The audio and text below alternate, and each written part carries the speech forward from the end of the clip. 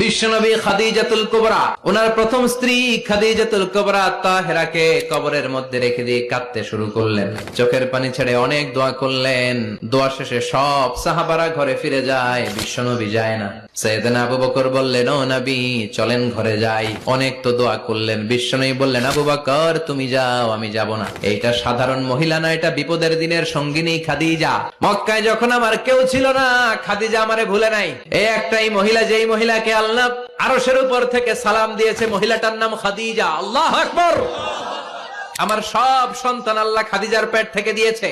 ফাতিমাতুজ জোহরা খাদিজার মেয়ে, যায়েনব খাদিজার মেয়ে, উম্মে কুলসুম খাদিজার মেয়ে, রুকাইয়া খাদিজার মেয়ে, আবুল কাসেম বিশ্বনবীর ছেলে খাদিজার ছেলে, আব্দুল্লাহ যাকে তাইয়্যিব এবং তাহের নামে আমরা চিনি, সেও খাদিজার ছেলে। সুবহানাল্লাহ।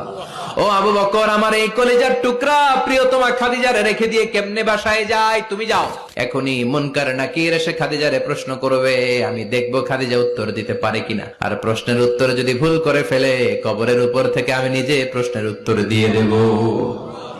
সাইয়েদনা জিবরাইল বললেন, নবী আপনারা দাঁড়িয়ে থাকার দরকার নাই, আবু বকরের সাথে ঘরে চলে যান। আল্লাহ জানিয়ে দিয়েছে, খাদিজার কবরের প্রশ্নে যদি কোনো সমস্যা হয়, আরশের উপর থেকে খাদিজার প্রশ্নের জবাব আল্লাহ নিজে দিয়ে দিবে।